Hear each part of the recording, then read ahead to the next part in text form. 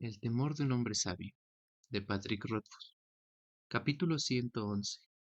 Un mentiroso y un ladrón. Shane y yo regresamos al complejo de edificios de piedra. Tempi estaba afuera, de pie. Me di cuenta de que estaba nervioso porque no paraba de moverse en el sitio. Eso confirmó mis sospechas. Shane no me había puesto a prueba porque él se lo hubiera pedido, sino por decisión propia. Cuando nos acercamos a él, Tempi tendió su espada con la mano, apuntando hacia abajo. Con la mano izquierda hizo el signo de sumo respeto. Shane, dijo. Yo. Shane le indicó con una seña que lo siguiera y entró en el edificio. Luego le hizo una seña a un niño y dijo: Busca a Cárcere. El niño se marchó corriendo. Le hice un signo a Tempi. Curiosidad. Tempi no me miró. Total seriedad. Atender. No me tranquilizó mucho porque recordé que eran los mismos signos que había hecho en el camino de Crosson, cuando creyó que nos estaban tendiendo una emboscada. Me fijé en que le temblaban ligeramente las manos.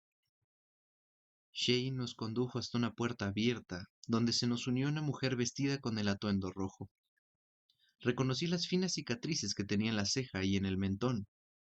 Carceret era la mercenaria a la que nos habíamos encontrado camino de Severin, la que me había empujado. Shane hizo entrar a los dos mercenarios, pero levantó una mano y me dijo: Espera aquí. Lo que ha hecho Tempi no está bien. Escucharé. Luego decidiré qué hay que hacer contigo. Sentí con la cabeza. Shane entró y cerró la puerta. Esperé una hora, dos. Aguzé el oído, pero no conseguí oír nada de lo que se decía al otro lado de la puerta. Pasaron varias personas por el pasillo, dos vestidas de mercenario y otra con la ropa sencilla de hilo gris. En lugar de sonreír y saludar con una inclinación de cabeza, como habría sido propio entre bárbaros, mantuve un gesto inexpresivo. Les devolví sus breves signos de saludo y evité mirarlos a los ojos. Cuando yo llevaba 3 horas esperando, se abrió la puerta y Shane me hizo un ademán para que entrara. Era una habitación bien iluminada, con las paredes de piedra pulida. Su tamaño correspondía al de un dormitorio grande de posada, pero parecía aún más amplio porque apenas contenía muebles. Cerca de una pared había una pequeña estufa de hierro que irradiaba un agradable calor, y 4 sillas dispuestas en círculo. Tempi, Shane y Carceret estaban sentados en esas sillas. Shane me hizo una seña y ocupé la cuarta. ¿A cuántos has matado? Me preguntó Shane con un tono distinto al que había utilizado previamente. Perentorio. Era el mismo tono que utilizaba Tempi cuando hablábamos de Lethany. A muchos, respondí sin vacilar. Ya sé que a veces soy idiota, pero sé cuando me están poniendo a prueba. ¿Cuántos es muchos? No me estaba pidiendo una aclaración, era otra pregunta, nueva. Cuando matas hombres, uno es mucho. Shane dio una pequeña cabezada. ¿Has matado a algún hombre fuera de Lethany? Quizá. ¿Por qué no contestas sí o no? Porque no siempre he visto el Lethany con claridad. ¿Y por qué? Porque el Lethany no siempre se muestra con claridad. ¿Qué es lo que da claridad al Lethany? Vacilé, aunque sabía que no era correcto vacilar. Las palabras del maestro. ¿Se puede enseñar el Lethany? Fui a hacer el signo de inseguridad, pero entonces recordé que en aquel contexto no era apropiado utilizar el lenguaje de signos. Tal vez, respondí. Yo no puedo. Tempi se rebulló un poco en la silla. No lo estaba haciendo bien. Como no se me ocurría nada más, inspiré hondo, me relajé y guié mi mente suavemente hacia la hoja que gira. ¿Quién conoce Lethany? Me preguntó Shane. La hoja arrastrada por el viento. Contesté, aunque confieso que no sé qué quería decir con eso. ¿De dónde sale Lethany? Del mismo sitio que la risa. Shane titubeó un poco y continuó. ¿Cómo sigues a Lethany? ¿Cómo sigues a la luna? Con Tempi había aprendido a apreciar los diferentes tipos de pausas que pueden salpicar una conversación. En Adémico, los silencios se expresan tanto como las palabras. Existe una pausa preñada, una pausa educada, una pausa confusa. Hay una pausa que insinúa, una pausa que pide disculpas, una pausa que añade énfasis. Aquella pausa fue un lapso súbito en la conversación. Fue como una inspiración brusca. Me di cuenta de que acababa de dar una respuesta muy inteligente o muy estúpida. Shane se movió en la silla y la atmósfera de formalidad se desvaneció. Noté que avanzábamos y dejé que mi mente saliera de hoja que gira. ¿Qué opinas? Preguntó Shane a Carceret. Hasta ese momento, Carceret había permanecido quieta y callada, como una estatua. Digo lo que he dicho siempre. Tempi nos ha netinado a todos. Deberíamos cortarlo. Para eso tenemos leyes. Ignorar la ley es borrarla. Obedecer ciegamente la ley es ser un esclavo, se apresuró a decir Tempi. Shane hizo el signo de firme reprimenda y Tempi se ruborizó. En cuanto a este, continuó Carceret señalándome, desestimación. No es de Ademre. Como poco, será un loco. Como mucho, un mentiroso y un ladrón. ¿Y lo que ha dicho hoy? Preguntó Shane. Un perro puede ladrar 3 veces sin contar. Shane se volvió hacia Tempi. Si hablas cuando no es tu turno, rechazas tu turno para hablar. Tempi volvió a sonrojarse y le palidecieron los labios mientras se esforzaba por mantener la compostura. Shane inspiró hondo y soltó el aire, lentamente. El Kethan y el Lethany son lo que nos hace Adem, dijo. Un bárbaro no puede conocer el Kethan. Tempi y Carceret se removieron, pero Shane levantó una mano. Por otra parte, destruir a uno que comprende el Lethany no es correcto. El Lethany no se destruye a sí mismo. Dijo destruir con indiferencia. Confié en no haber captado el verdadero significado enadémico de ese verbo. Shane continuó. Habrá quien diga, este ya tiene suficiente. No le enseñen el Lethany, porque quien conoce el Lethany vence todas las cosas. Shane miró a Carceret con severidad. Pero yo no diría eso. Creo que el mundo sería mejor si hubiera más gente de Lethany, porque así como aporta poder, el Lethany también aporta sabiduría respecto al uso de poder. Hubo una larga pausa. Se me hizo un nudo en el estómago mientras intentaba aparentar serenidad. Creo, Dijo Shane por fin. que es posible que Tempi no cometiera un error. Aquello distaba mucho de ser un reconocimiento concluyente, pero deduje, por la repentina rigidez de la espalda de Carceret y la lenta exhalación de alivio de Tempi, que era la noticia que esperábamos oír. Se lo daré a Bashi, Dijo Shane. Tempi se quedó inmóvil. Carceret hizo un signo de aprobación, amplio, como la sonrisa de un demente. ¿Vas a dárselo al martillo? Preguntó Tempi con voz forzada. Agitó una mano. Respeto. Negación. Respeto. Shane se levantó y con eso puso fin a la discusión. ¿Quién mejor? El martillo nos mostrará si es hierro que vale la pena golpear. Dicho eso, Shane se llevó a Tempi a un rincón y habló brevemente con él. Le acarició levemente los brazos. Su voz era tan débil que ni siquiera mis entrenados oídos de espía oyeron lo que decía. Me quedé de pie junto a mi silla, procurando parecer educado. Tempi parecía haber abandonado toda resistencia y hacía signos de acuerdo y respeto. Carceret también estaba apartada de ellos y me miraba con fijeza. Su semblante reflejaba serenidad, pero en sus ojos había rabia. Hizo varios signos junto a un costado, sin que los vieran los otros dos. El único que entendí fue repugnancia, pero me imaginé el significado de los demás. A cambio, yo hice un signo que no era adémico, pero como entrecerró los ojos, sospeché que Carceret había captado perfectamente el significado. Entonces, se oyó el agudo tañido de una campana, 3 veces. Al cabo de un momento, Tempi besó a Shane en las manos, en la frente y en los labios. Se dio la vuelta y me hizo una seña para que lo siguiera. Fuimos juntos a una sala grande y de techos altos, llena de gente y con olor a comida. Era un comedor con mesas largas y bancos de madera oscura y gastada.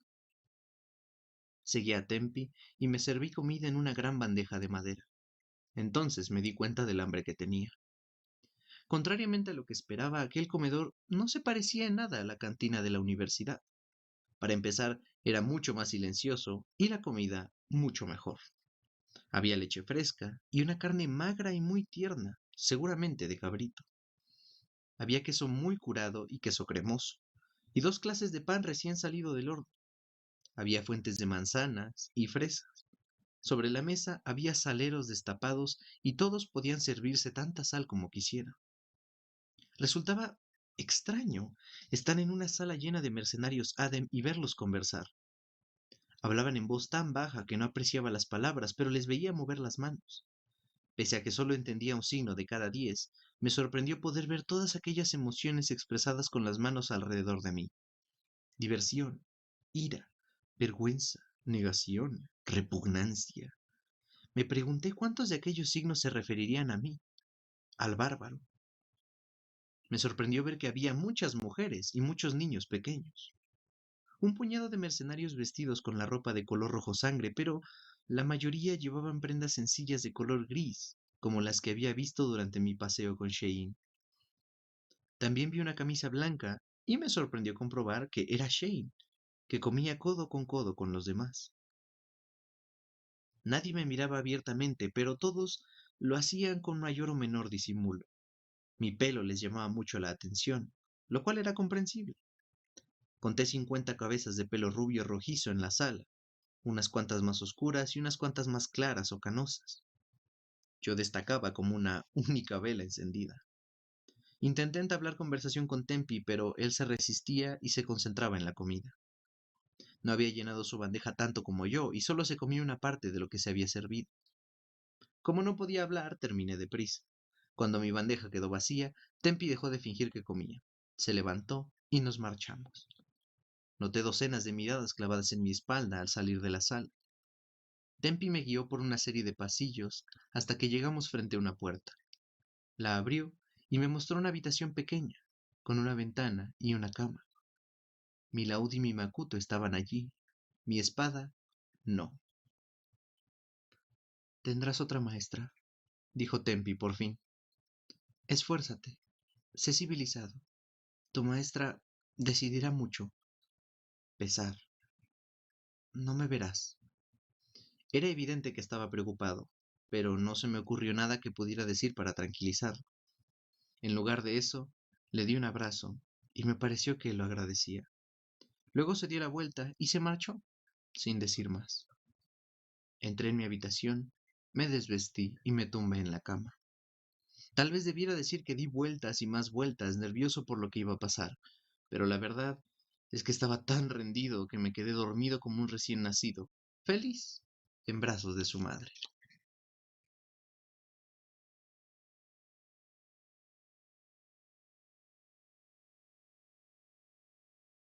Capítulo 112.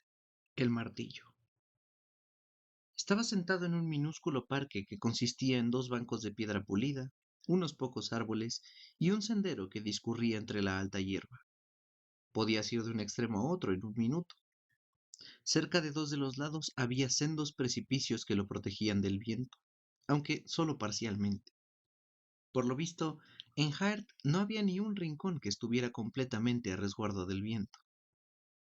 Al acercarse Bashet, lo primero que me llamó la atención fue que no se ceñía la espada al cinto, la llevaba cruzada a la espalda, como yo solía llevar mi laúd. Caminaba con una seguridad que yo no había visto jamás, firme y al mismo tiempo grácil, como si supiera que podía pavonearse pero no quisiera tomarse esa molestia. Tenía aquella constitución delgada que yo había acabado considerando característica de los Ade, igual que la piel clara y ojos grises. Su cabello era algo más claro que el de Tempi y se lo recogía en una cola de caballo.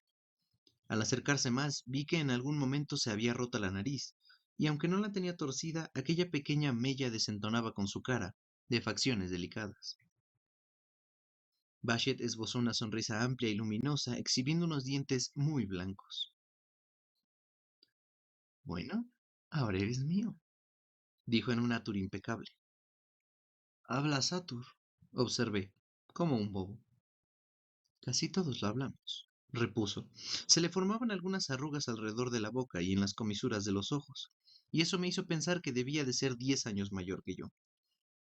Si no tienes un buen dominio del idioma, es difícil manejarte en el mundo. Es difícil hacer negocios. Se me había olvidado saludar y, aunque tarde, hice los signos de formal y respeto. ¿Eres Bashet o me equivoco? Bashet sonrió de nuevo y me devolvió el saludo con un signo exageradísimo, de tal forma que no pude evitar pensar que se estaba burlando de mí. Sí, voy a ser tu maestra. Y Shein creía que la maestra era ella. Bashet me miró arqueando una ceja y me pareció un gesto desmesurado en el rostro de un Aden. Eso es cierto en términos generales, pero en términos más prácticos, Shein es demasiado importante para dedicar su tiempo a alguien como tú. Hice el signo de educado. Estaba contento con Tempi, afirmé. Y si nuestro objetivo fuera tu felicidad, quizá eso nos importaría, repuso ella. Sin embargo, Tempi tiene de maestro lo mismo que un barco de vela. Ese comentario me irritó un poco. Supongo que sabes que es amigo mío. Bashet entornó los ojos. Y como eres su amigo, quizás no adviertas sus fallos.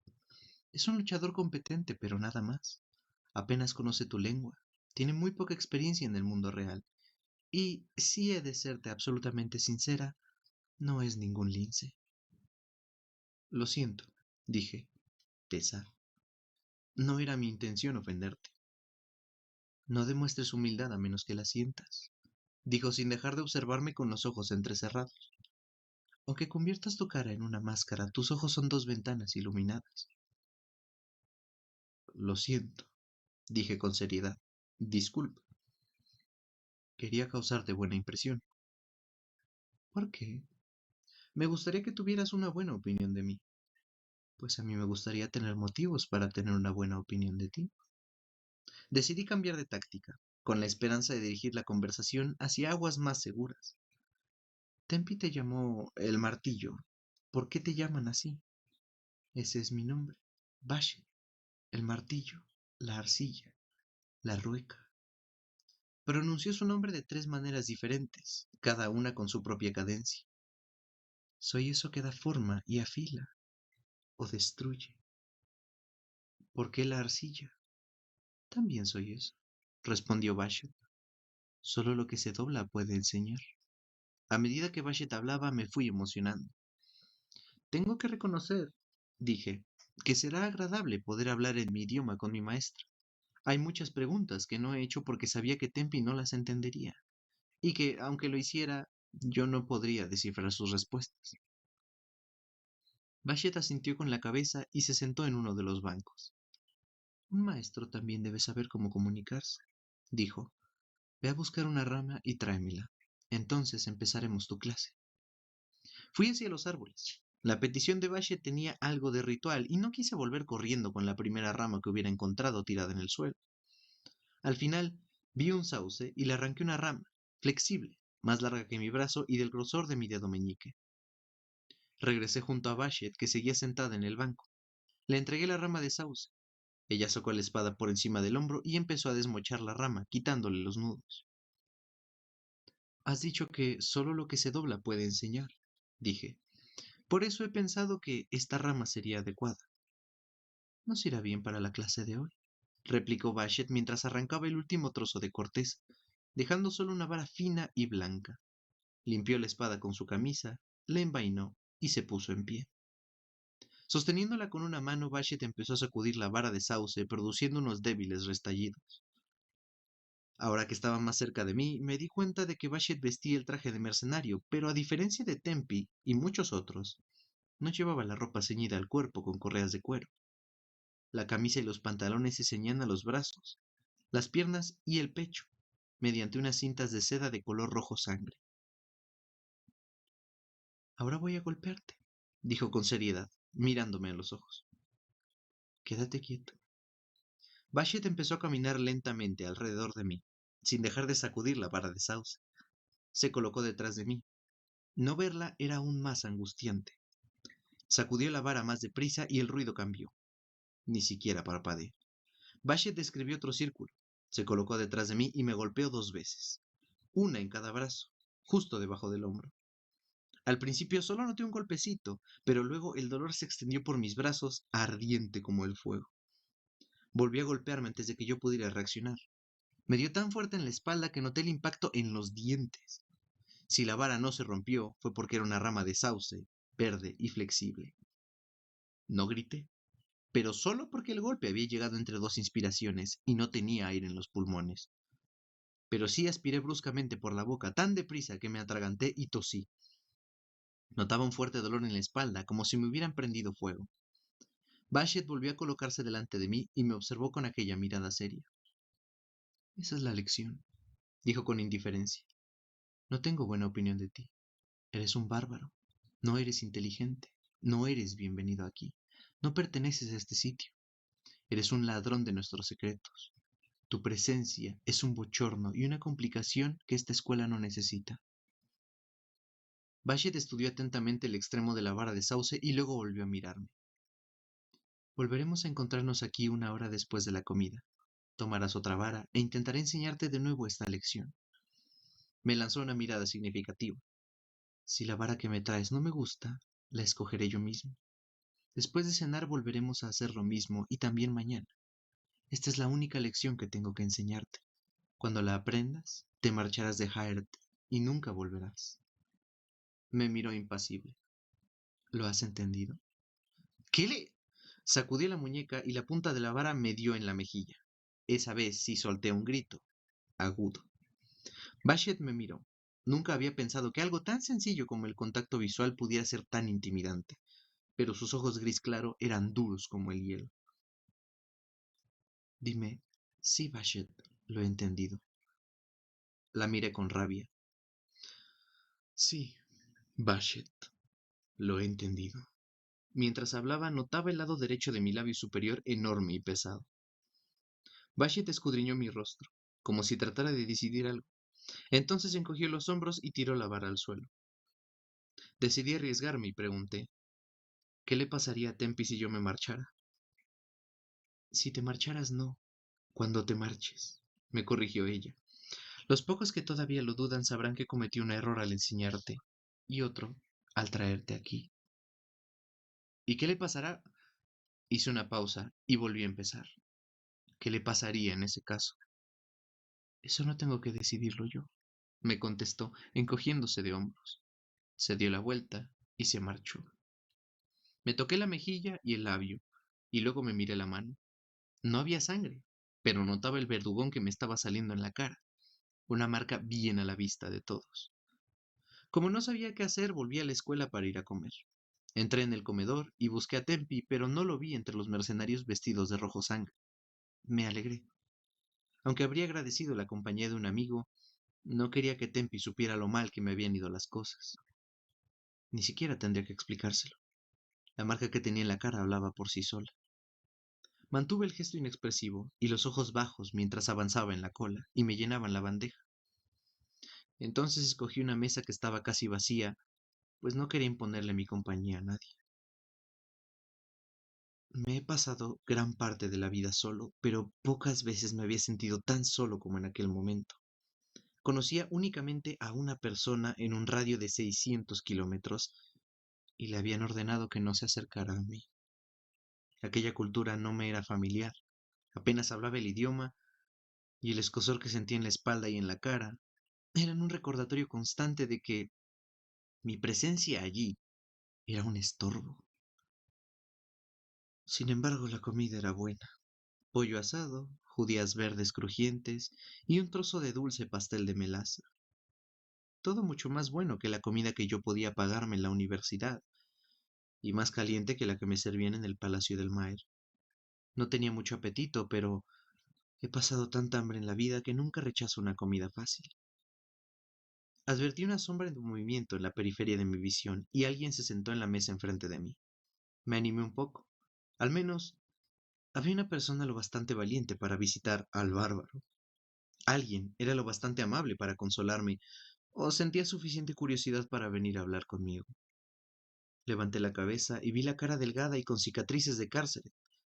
Dejó su bandeja de madera frente a la mía. ¿Qué te parece nuestro pueblo? Dijo en voz baja, con la mano izquierda apoyada en el tablero de la mesa. Los signos que hacía eran diferentes, pues estábamos sentados, pero aún así reconocí curioso y educado. Cualquiera que nos hubiera estado observando pensaría que manteníamos una conversación agradable. ¿Te gusta tu nueva maestra? Ella piensa lo mismo que yo, que no deberías estar aquí. Mastiqué otro trozo de pollo y me lo tragué automáticamente, sin levantar la cabeza. Preocupación. Te he oído gritar, continuó Carceret. Hablaba más despacio, como si se dirigiera a un niño pequeño. No estaba seguro de si lo hacía para insultarme o para asegurarse de que la entendía. Como un pajarillo. Di un sorbo de leche de cabra caliente y me limpié los labios. Al mover el brazo la camisa me rozó el verdugón de la espalda y noté como si me picaran un centenar de avispas. ¿Ha sido un grito de amor? Me preguntó e hizo un signo que no reconocí. ¿Te ha abrazado Bashi? ¿Eso que tienes en la mejilla es la marca que te he hecho con la lengua?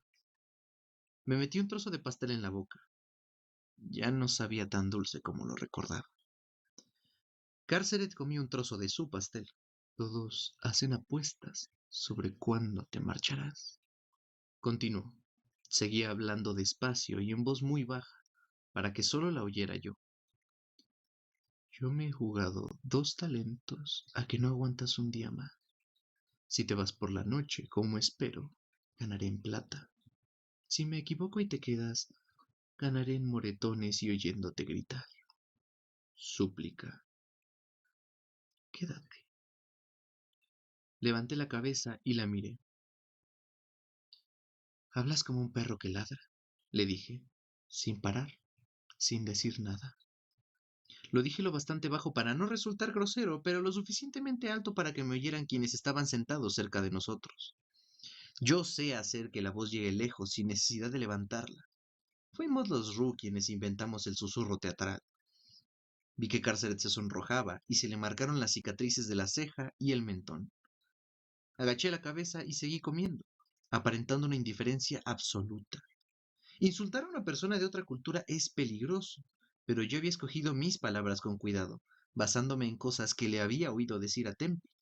Si Carceret reaccionaba, fuera como fuese, significaba que había conseguido mi objetivo. Me terminé el resto de la comida despacio y metódicamente. Me parecía notar la rabia que desprendía Carceret como ondas de calor.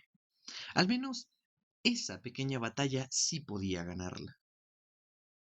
Era una victoria insignificante, desde luego, pero a veces tienes que contentarte con lo que hay. Cuando Bashet volvió al pequeño parque, me encontró sentado en uno de los bancos de piedra, esperándola. Se plantó delante de mí y soltó un fuerte suspiro. "Ah, maravilloso.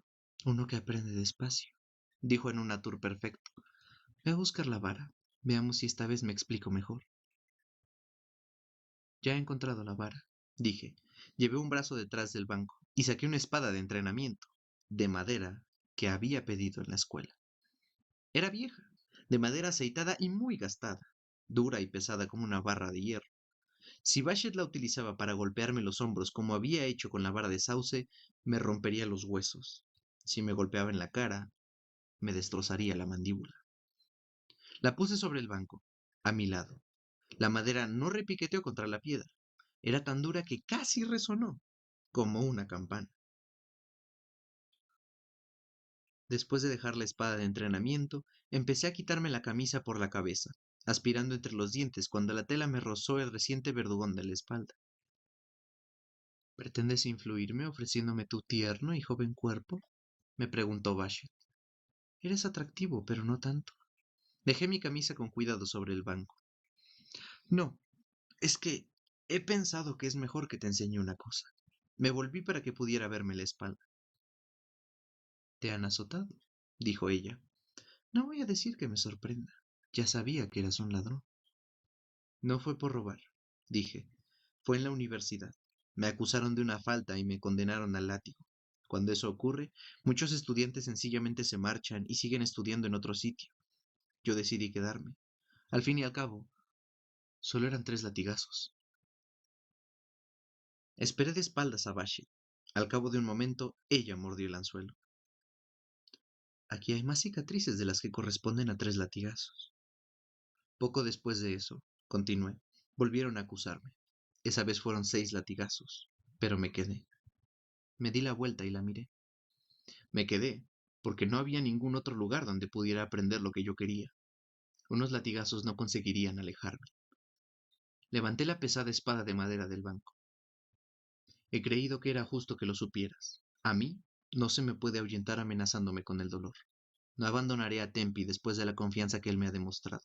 Hay cosas que deseo aprender, y solo puedo aprenderlas aquí. Le entregué la espada, dura y oscura. Si quieres que me marche, tendrás que hacerme algo más que verdugones. Di unos pasos atrás y dejé los brazos junto a los costados. Cerré los ojos.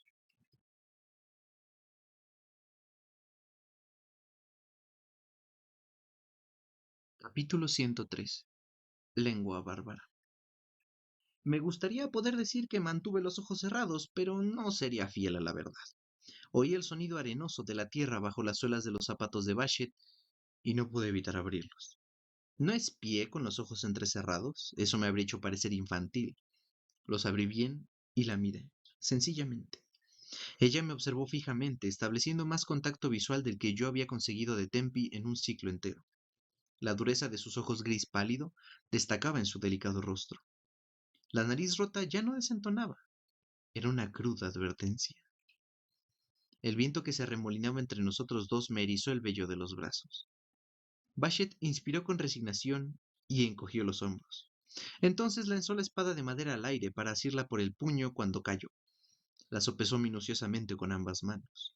La levantó por encima de un hombro y la hizo descender. Pero no, no la hizo descender. Muy bien, dijo exasperada, alzando las manos. Eres un majadero enclenque. Muy bien. Mierda y cebollas. Ponte la camisa, me está dando frío de verte. Me dejé caer hasta sentarme en el banco. Menos mal, dije. Empecé a ponerme la camisa, pero era difícil porque me temblaban las manos. Y no era de frío. Bashet lo vio. Lo sabía, dijo triunfante apuntándome con un dedo. Te has plantado ahí como si no te importara que te ahorcaran. Sabía que estabas a punto de echar a correr como un conejo. Dio un pisotón en el suelo, frustrada. Sabía que debía pegarte.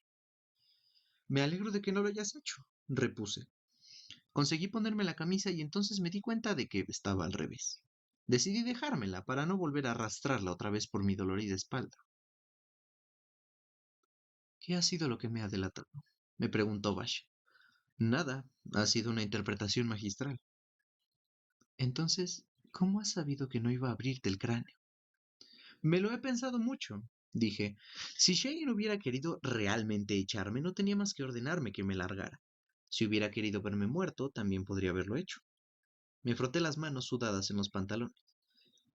Eso significaba que realmente te habían escogido para ser mi maestra, de modo que solo había 3 opciones lógicas. Levanté un dedo. Esto era un ritual de iniciación. Levanté otro dedo. Era una prueba de mi determinación. ¿O de verdad intentaba echarte? Terminó Bashet sentándose en el otro banco, enfrente de mí.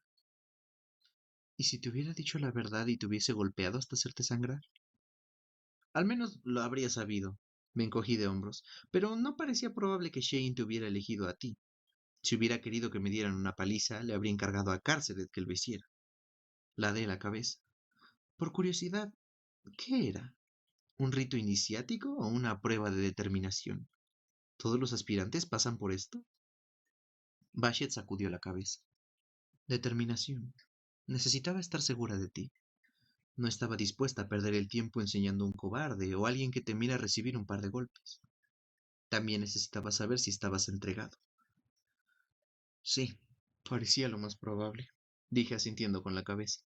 He pensado que Podía ahorrarme unos cuantos días de verdugones y forzar la situación. Bashet me miró largamente. La curiosidad se reflejaba en su rostro. He de admitir que ningún alumno se me había ofrecido a recibir una brutal paliza, solo para demostrarme que valía la pena que le dedicara mi tiempo. Pues eso no ha sido nada, dije con desenfado. Una vez me tiré desde un tejado. Pasamos una hora hablando de cosas sin importancia, dejando que poco a poco se diluyera la tensión entre los dos. Me pidió que le contara lo de los azotes, y yo le resumí la historia, contento de tener la oportunidad de explicarme. No quería que Basher me tomara por un delincuente. Después me examinó las cicatrices más de cerca. El que te curó sabía lo que hacía, comentó admirada. Es un trabajo muy limpio, de los mejores que he visto. Le haré llegar el cumplido, repliqué. Me acarició suavemente el borde del verdugón que me recorría toda la espalda. Por cierto, siento lo de tu espalda. Me duele mucho más que aquellos azotes, eso te lo aseguro. En un par de días se te habrá curado, dijo, lo cual no quiere decir que esta noche no vayas a dormir boca abajo. Me ayudó a ponerme bien la camisa y luego se sentó en el otro banco, enfrente de mí. Titubeé un poco antes de decir, no te ofendas, Bashet, pero pareces diferente de los otros Adem que he conocido, aunque la verdad es que no he conocido a muchos. Lo que te pasa es que añoras el lenguaje corporal, dijo ella. Sí, en parte es eso, pero tú pareces más expresiva que los otros Adem que he visto aquí. Me señalé la cara. Bashet se encogió de hombros. De donde yo vengo, aprendemos tu idioma de niños, y trabajé 4 años de guardaespaldas y capitana para un poeta de los pequeños reinos que además era un rey. Seguramente hablo Atur mejor que nadie en Haert, incluido tú. Pasé por alto ese último comentario. Entonces, ¿no creciste aquí? Bashet negó con la cabeza. Soy de Feant, en una ciudad que hay más al norte. Allí somos más cosmopolitas. En Haert solo hay una escuela y todos están estrechamente ligados a ella. Y el árbol espada es una de las vías más antiguas, muy formal. Yo crecí siguiendo la vía del gozo. Ah, pero ¿hay otras escuelas? Bashet asintió. Esta es una de las muchas escuelas que siguen la Latanta, la vía del árbol espada. Es de las más antiguas después de la Ece y el Aratán. Hay otras vías, quizá 3 docenas, pero algunas son muy pequeñas y solo tienen 1 o 2 escuelas donde enseñan su queta. ¿Por eso tu espada es diferente? Pregunté. ¿La trajiste de la otra escuela? ¿Qué sabes tú de mi espada? Me preguntó Bashet mirándome con los ojos entrecerrados. La sacaste para pelar la rama de sauce, dije. La espada de Tempi estaba bien hecha, pero la tuya es diferente. El puño está gastado y sin embargo la hoja parece nueva. Me miró con curiosidad. Veo que tienes los ojos bien abiertos. Encogí los hombros. En sentido estricto no es mi espada, dijo Bashet. Yo solo la tengo a mi cuidado. Es vieja y la hoja es su parte más vieja. Me la dio Shane. ¿Por eso viniste a esta escuela? Bashet negó con la cabeza. No, Shane me dio la espada mucho más tarde. Llevó una mano hacia atrás y tocó el puño con cariño. No, vine aquí porque, aunque la latanta es muy formal, sus seguidores sobresalen en el uso de la espada. Yo ya había aprendido cuanto podía de la vía del gozo. En otras 3 escuelas me rechazaron, hasta que Shane me aceptó. Es una mujer muy inteligente y se dio cuenta de que enseñándome podía ganar algo. Supongo que es una suerte para ambos que Shane tenga una mentalidad abierta. Para ti más, dijo Bashet. Entre las diferentes vías hay cierta competencia. Mi ingreso en la Aratanta fue un pequeño triunfo personal para Shane. No debe de haber sido fácil, dije, venir aquí y ser una extraña para todos. Bashet encogió los hombros y su espada ascendió y descendió detrás de su hombro. Al principio sí, admitió, pero saben reconocer el talento y a mí me sobra. Los que estudian la vía del gozo me consideraban rígida y pesada. En cambio, aquí me consideran más bien salvaje. Sonrió. Es grato poder ponerse un traje nuevo. ¿La vía del gozo también enseña el Ethani? Pregunté. Eso es objeto de un debate considerable, dijo Bashet riendo. La respuesta más sencilla es que sí. Todos los ADEM estudian el Ethani de un modo u otro, sobre todo los miembros de las escuelas. Pero el Ethani se presta a diversas interpretaciones. Algunas escuelas rechazan aquello a lo que otras se aferran. Me miró con seriedad. ¿Es cierto de que dijiste que el Ethani proviene del mismo sitio que la risa? Asentí. Fue una buena respuesta, dijo. Mi maestra de la vía del gozo me dijo eso mismo una vez. Arrugó el entrecejo. Te veo pensativo. ¿Por qué? Te lo diría, dije, pero no quiero decepcionarte. Me decepciona si le ocultas algo a tu maestra, replicó ella con seriedad. Debemos confiar el uno en el otro. Suspiré. Me alegro que te guste la respuesta que di, pero sinceramente no sé qué significa. No te he preguntado qué significa, replicó Bashet. No es más que una respuesta absurda, dije. Sé que ustedes dan mucho valor a Lethany, pero no alcanzo a comprenderlo. Solo he encontrado una forma de fingirlo. Bashet sonrió con indulgencia. No se puede fingir que se entiende Lethany, dijo con seguridad. Es como nadar. Cualquiera que te vea sabe distinguir perfectamente si sabes nadar o no. También puedes fingir que sabes nadar, la contradije. Lo único que he hecho yo ha sido mover los brazos y caminar por el fondo del río. Bashet me miró con curiosidad. De acuerdo. ¿Cómo has conseguido engañarnos? Le expliqué lo de la hoja que gira, que había aprendido a dirigir mis pensamientos hacia un lugar vacío, ligero e ingrávido, donde las respuestas a sus preguntas llegaban fácilmente. De modo que te has robado a ti mismo las respuestas, dijo fingiendo seriedad. Nos has engañado a todos, extrayendo las respuestas de tu propia mente. No me has entendido, dije, irritado. No tengo ni la menor idea de qué es el Ethany. No es un camino, pero ayuda a escoger un camino. Es la vía más sencilla, pero no es fácil verlo. Sinceramente, los Aden parecen cartógrafos borrachos. Lamenté haberlo dicho tan pronto como las palabras salieron de mi boca, pero Bashet se limitó a reír. Hay muchos borrachos que están muy versados en el Ethani, dijo, algunos de dimensiones legendarias. Al ver que yo seguía agitado, hizo un gesto para tranquilizar. Yo tampoco entiendo el Ethani, o al menos no de una forma que se pueda explicar a otra persona. La enseñanza del Ethani es un arte que yo no poseo. Si Tempi ha conseguido inculcarte el Ethani, eso dice mucho en su favor.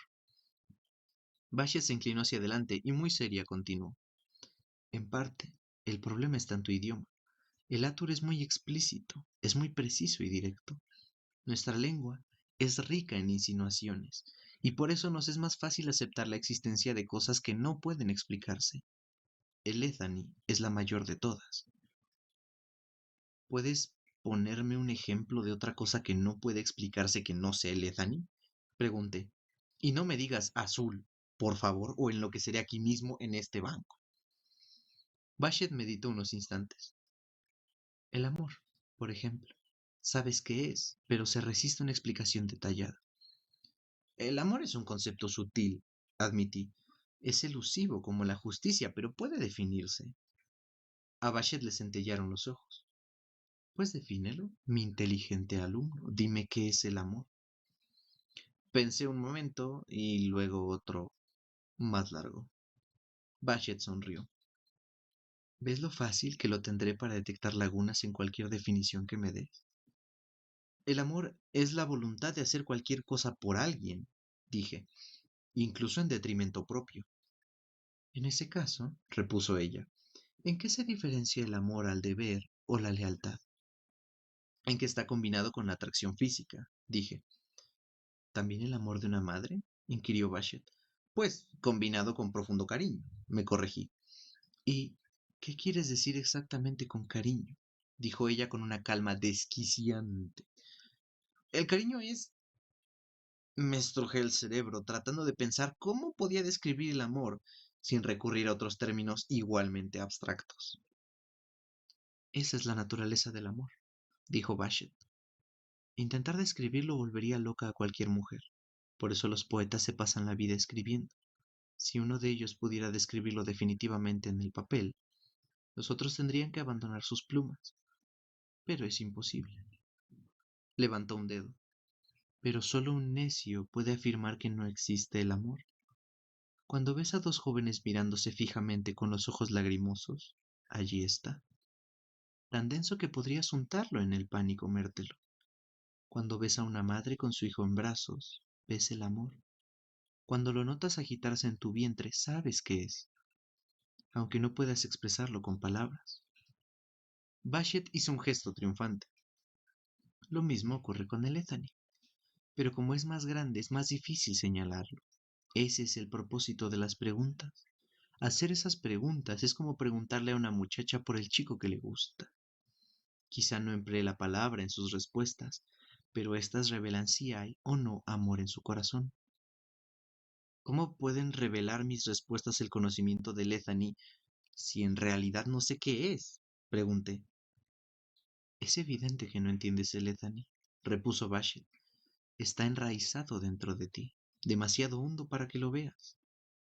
A veces ocurre lo mismo con el amor. Estiró un brazo y me dio unos golpecitos en la frente. En cuanto a eso de la hoja que gira, tengo entendido que otras vías practican algo parecido. Que yo sepa, en Atur no hay ninguna palabra para definirlo. Es como un ketan para tu mente, un movimiento que haces con tus pensamientos para entrenarlos. Sea como sea, continuó, quitándole importancia con un ademán. No es un engaño, es una forma de revelar lo que está oculto en las aguas profundas de tu mente. El hecho de que lo hayas encontrado por ti solo es sorprendente. Le hice una inclinación de cabeza. Me inclino ante tu sabiduría, Bashet. Bashet dio una palmada. Bueno, tengo muchas cosas que enseñarte, sin embargo, como todavía estás magullado y dolorido, nos abstenemos de practicar el ketan. Demuéstrame cuánto adémico has aprendido. Quiero oír cómo destrozas mi maravilloso idioma con tu vasta lengua barbárica. En las horas siguientes aprendí mucho sobre el adémico. Daba gusto poder hacer preguntas detalladas y recibir respuestas claras y específicas. Después de un mes bailando y dibujando en el suelo, aprender con Bashet era tan fácil que hasta parecía deshonesto. Por otra parte, Bashet me dejó claro que mi lenguaje de signos era bochornosamente torpe. Podía transmitir mis mensajes, pero siendo benévolos, se me podía comparar con un recién nacido. Siendo malévolos, a las peroratas de un maníaco trastornado. Ahora hablas así. Bashet se levantó, agitó ambas manos por encima de su cabeza y se señaló con los pulgares. Quiero pelear bien. Compuso una sonrisa amplia e insulsa. Con espada. Se golpeó el pecho con los puños y luego dio unos saltitos como un crío impaciente.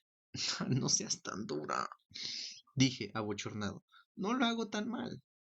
Casi, dijo Bashet con seriedad y se sentó en el banco. Si fueras hijo mío, no te dejaría salir de casa. Como pupilo mío, lo tolero, solo porque eres un bárbaro. Es como si Tempe hubiera traído un perro que supiera silbar. El hecho de que desafines no es lo más llamativo. Hizo ademán de levantarse. Aclarado eso, si te contentas con hablar como un simplón, dilo y pasaremos a otras cosas. Le aseguré que quería aprender. En primer lugar, hablas demasiado y en voz demasiado alta. La quietud y el silencio son el corazón de los Adem, y nuestro idioma lo refleja. En segundo lugar, debes tener mucho más cuidado con tus signos. Continuó. Debes elegir muy bien el momento. Los signos modifican determinadas palabras e ideas. No siempre refuerzan lo que dices. A veces expresan todo lo contrario de lo que dicen tus palabras. Hizo 6 o 7 signos distintos, uno detrás de otro. Todos significaban diversión, pero todos eran ligeramente diferentes. También debes entender los matices de significado, la diferencia entre flaco y delgado, como solía decir mi rey poeta. Ahora solo tienes una sonrisa, y eso hace que parezcas un necio. Pasamos varias horas trabajando y Bashet dejó claro algo que Tempi solo podía insinuar. El Atur era como una laguna extensa y poco profunda.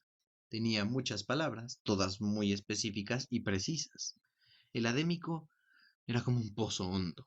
Había menos palabras, pero cada una tenía diversos significados. En Atur, una frase bien construida es como una línea recta que señala. En adémico, una frase bien construida es como una telaraña. Cada filamento tiene su propio significado y es una pieza de algo mayor y más complejo. Cuando llegué al comedor, a la hora de la cena, estaba de bastante mejor humor que la vez anterior. Todavía me dolían los verdugones, pero me palpé la hinchazón de la mejilla y noté que se había reducido mucho. Volví a sentarme solo, pero no mantuve la cabeza agachada como a la hora de la comida. Observaba las manos de los que me rodeaban y trataba de detectar los matices que diferenciaban entusiasmo e interés, negación y rechazo. Después de cenar, Bashe trajo un tarrito de ungüento que me aplicó abundantemente por la espalda y los brazos, y en menor cantidad en la cara. Al principio me produjo un cosquilleo, luego un escozor y por último un ligero calor. Hasta que no se me pasó el dolor de la espalda, no me di cuenta de lo tenso que había tenido todo el cuerpo. Ya está, dijo Bashe tapando el tarro. ¿Cómo te sientes? Te avisaría, dije agradecido. Sí, claro, pero tienes el labio hinchado y seguro que lo harías fatal. En lugar de eso, enséñame tu qué tal. No había hecho el calentamiento, pero como no quería que pareciera que ponía excusas, hice manos abiertas y comencé lentamente la serie de movimientos. Como ya he mencionado, Tempi solía detenerme en cuanto cometía el más mínimo error en el keta. Por eso, cuando llegué a la 12ª posición sin interrupciones, me sentía bastante satisfecho. Entonces, coloqué mal el pie en Abuela Recoge. Bashet no dijo nada, y entonces comprendí que se estaba limitando a observar y reservándose su juicio hasta el final. Rompí a sudar y no paré hasta 10 minutos más tarde, cuando hube terminado el keta. Entonces Bashet se levantó frotándose la barbilla. Bueno, dijo pausadamente. Podría ser peor, desde luego. Sentí un leve chispazo de orgullo hasta que añadió, podría faltarte una pierna, por ejemplo. Entonces caminó describiendo un círculo alrededor de mí, mirándome de arriba a abajo. Estiró un brazo y me hincó un dedo en el pecho y en el abdomen. Me agarró un brazo y un muslo. Me sentí como un cerdito al que llevan al mercado. Por último, me tomó las manos y les dio la vuelta para examinarlas. Parecía gratamente sorprendida. ¿Nunca habías luchado antes de que Tempi te enseñara? Me preguntó. Negué con la cabeza. Tienes buenas manos, dijo, deslizando los dedos por mis antebrazos y palpándome los músculos. La mitad de los bárbaros tienen unas manos suaves y débiles, de no hacer nada. La otra mitad tienen unas manos fuertes y rígidas, de cortar leña y trabajar detrás de un arado. Siguió dando vueltas a mis manos. Pero tú, pero tú tienes manos fuertes e inteligentes y un buen movimiento de muñeca. Me miró inquisitivamente. ¿Cómo te ganas la vida? Soy alumno de la universidad, donde trabajo con herramientas de precisión con piedra y metal, expliqué. Pero también soy músico. Toco el laúd. Bashet dio un respingo y se echó a reír. Me soltó las manos y sacudió la cabeza consternada. Músico para colmo, dijo. Perfecto, ¿lo sabe alguien más? ¿Qué importancia tiene eso? Pregunté. No me avergüenzo de ser quien soy. No, dijo ella. Claro que no. Eso es parte del problema. Inspiró hondo y soltó el aire.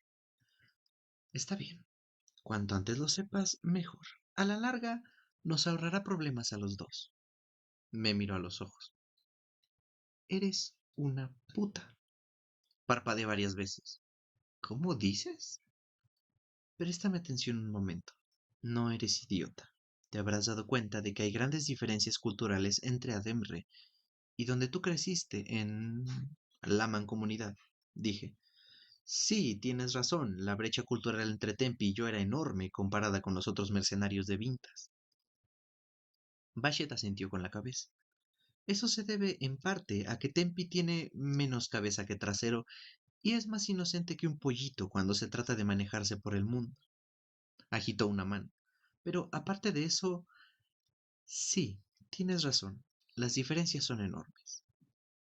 Ya me había fijado, dije.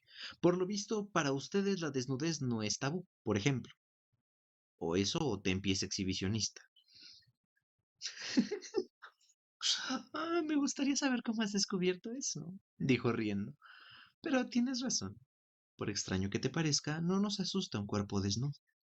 Bashet se quedó pensativo un momento, hasta que al parecer tomó una decisión. De acuerdo. Será más sencillo hacerte una demostración.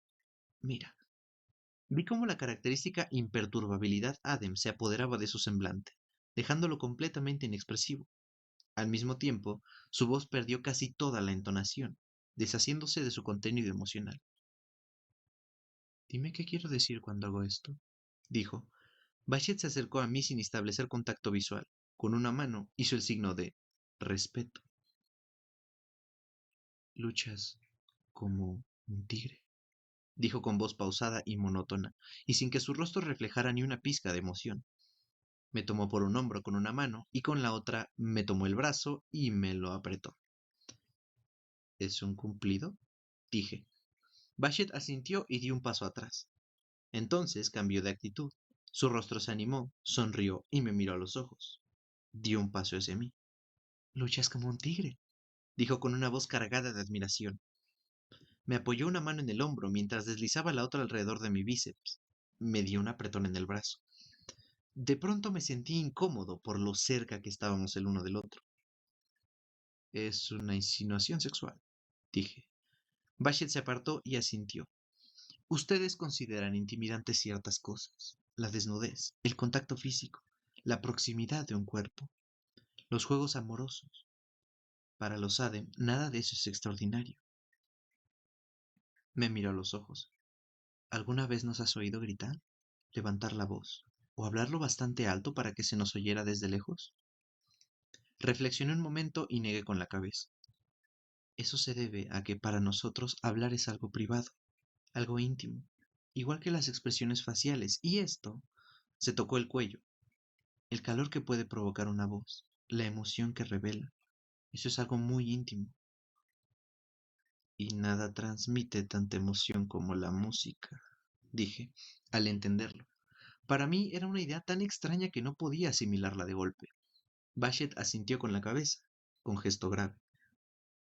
Los miembros de una familia pueden cantar juntos, si están muy unidos. Una madre puede cantarle a su hijo, una mujer puede cantarle a su hombre. Bashet se ruborizó ligeramente cuando dijo eso, pero solo si están muy enamorados y si están a solas.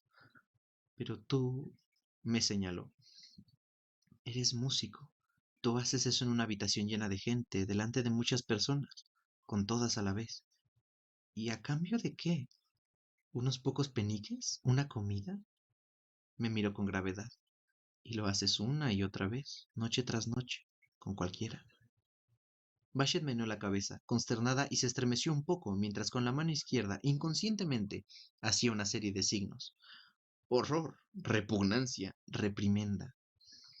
Recibir las dos clases de señales al mismo tiempo resultaba intimidante. Intenté ahuyentar de mi mente una imagen mental.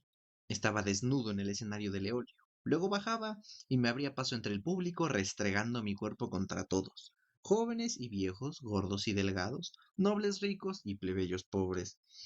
Fue un pensamiento revulsivo. Pero tocar el laúd es la posición 38 del Ketan, protesté. Me aferraba desesperadamente a una esperanza remota, y lo sabía. Y oso dormido es la 12ª. Bashet se encogió de hombros. Pero aquí no verás osos, ni leones, ni laúdes. Algunos nombres revelan cosas.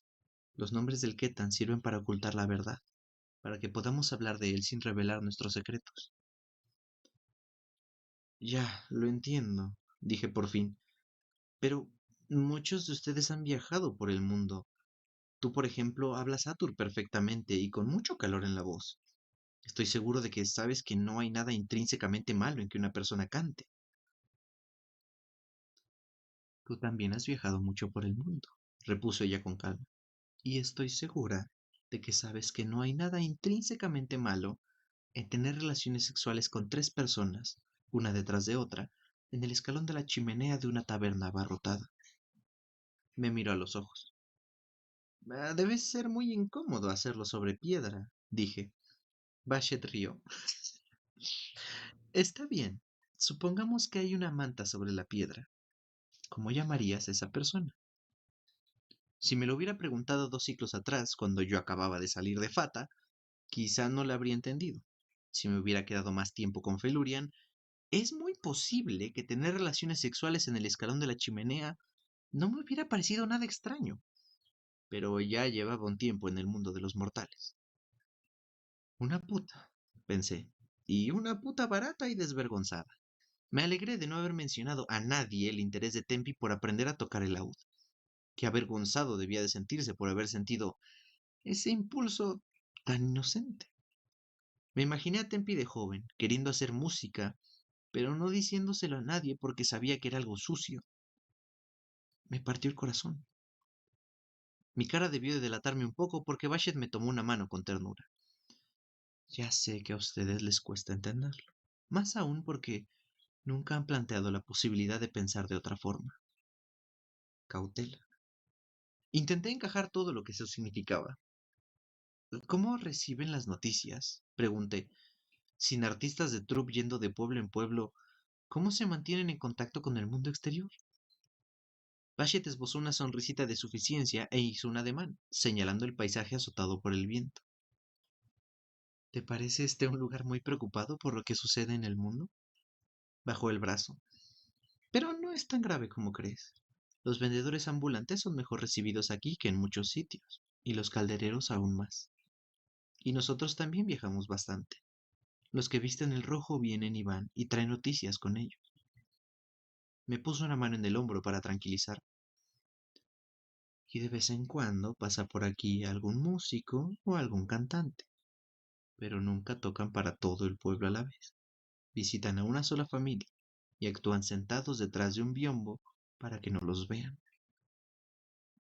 Puedes reconocer a los músicos Aden porque viajan con sus altos biombos a la espalda. Frunció un poco los labios, pero no tienen muy buena fama. La suya es una ocupación valiosa, pero no respetable. Me relajé un poco. La idea de un sitio donde ningún músico fuera bien recibido me parecía rarísima, incluso malsana, pero sí podía entender que hubiera un sitio con costumbres extrañas. Para los Etenaru, adaptarse al público es algo tan natural como cambiarse de disfraz. Así son las cosas, continuó Bash, y será mejor que las aceptes cuanto antes. Te lo dice una mujer que ha viajado mucho. He vivido 8 años entre bárbaros. Hasta he escuchado música con un grupo de gente. Lo dijo con orgullo, ladeando un poco la cabeza con aire desafiante. Lo he hecho más de una vez. ¿Alguna vez has cantado en público? Pregunté. Bashet adoptó un gesto glacial. Esa pregunta es de mala educación, dijo con rigidez. Con ella no te ganarás amigos aquí. Solo quería decir, me apresuré a agregar, que si lo probaras, quizá comprobarías que no es nada ignominioso. Es una gran alegría para todos. Bashet me lanzó una mirada severa e hizo los signos rechazo y tajante. He viajado mucho y he visto muchas cosas, Coase. La mayoría de los Adem que hay aquí son personas de mundo. Sabemos que existen los músicos, y, para ser sinceros, muchos de nosotros sentimos una fascinación secreta y vergonzosa por ellos. De igual modo que a ustedes les entusiasma la habilidad de las cortesanas modeganas. Me miró con dureza. Pero a pesar de todo eso, no me gustaría que mi hija trajera un músico a casa. No sé si me explico. Y la opinión que los demás tienen de Tempi no mejorarían si supiera que había compartido el Ketan con alguien como tú. Guárdatelo para ti. Todavía tienes mucho que vencer, y solo falta que todo Ademre se entere de que, para colmo, eres músico.